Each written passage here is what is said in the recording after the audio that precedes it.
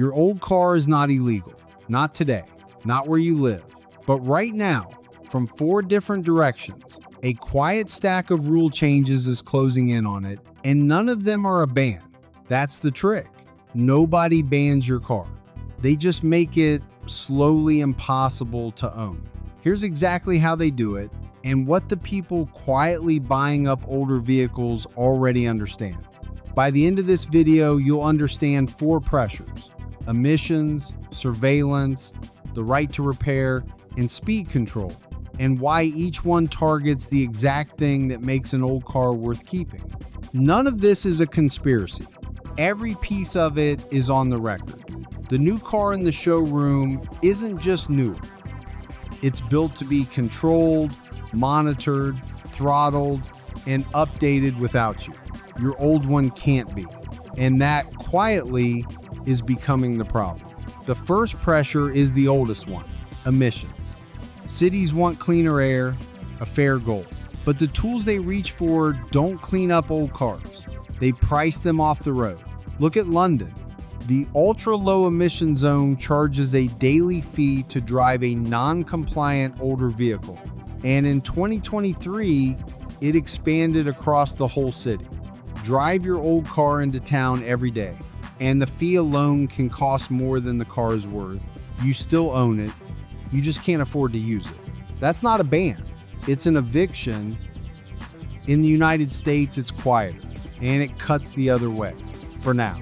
Many states actually exempt older vehicles from emissions testing once they pass a certain age. But that cutoff is exactly the line to watch. The model year 1996 is when the OBD2 diagnostic port became mandatory on every car sold in America. Before 96, your car has no standardized digital window into its engine. After 96, it does. Remember that port. We're going to come back to it because it's the doorway to everything in Chapter 2. For now, the math is simple. The older and simpler the car, the fewer rules it triggers. And a lot of people have quietly noticed. Here's the second pressure, and it's the one almost nobody talks about. Every new car you can buy has a cellular modem built into it. The same kind of connection as your phone, except you can't turn this one off, and you never agreed to read what it sends. Modern vehicles can transmit your location, your speed, your braking, even how hard you corner. And in 2024, reporting revealed that some automakers were sharing detailed driving data with brokers who sold it on to insurance companies. Drivers found their rates climbing and never knew why. You signed off on it, buried somewhere in a consent screen you tapped through to drive off the lot. That's the deal now. Now look at the old one. No modem, no telematics, no account. It does exactly one thing. It drives, and it reports to absolutely no one. This is the part that flips people. They don't fall back in love with old cars because they're fast. They fall in love because the old car is the last thing they own that doesn't talk back. And once you see the modem, you can't unsee it. Which brings us to the fight over who's even allowed to look under the hood. If you're the kind of person who'd rather own the machine than rent permission to use it, subscribe. That's the whole channel. Now, the repair fight, for 100 years, owning a car meant you could fix it. Your driveway, your tools, your problem to solve. That's quietly ending. On many new cars, the diagnostics, the parts pairing, and the software live behind a manufacturer's wall. Swap in a part the car doesn't recognize, and it can refuse to work until the dealer authorizes it. The part is fine, the car just won't let you. You bought it, you don't fully control it.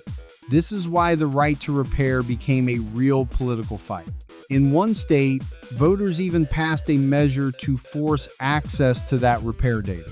Automakers pushed back hard, and the fight is still grinding through the courts.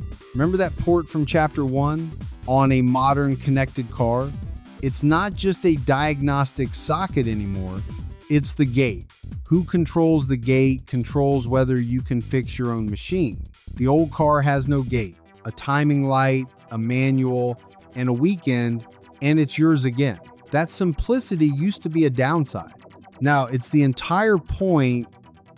The last pressure is the newest and the most direct. It's not about taxing your old car or tracking it. It's about control of the car itself. In the European Union, since July 2024, every new car sold has to include a system called Intelligent Speed Assistance.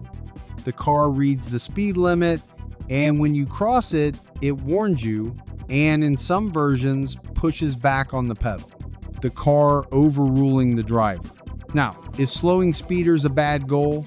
Of course not, but sit with the precedent. Once a car can be told what it's allowed to do, over the air, after you've bought it, the limit can always be changed later by someone who isn't you. The old car physically can't be told anything. There's no software to update, no limit to lower, no remote to obey. It does what your foot says. Put the four together and the pattern is obvious. None of them ban your old car. Each one just makes the new car a little more obedient and the old one a little more rebellious by comparison. So here's where it actually lands. The people quietly holding on to older vehicles aren't paranoid, and they're not just nostalgic. They've done the math the same way you just did.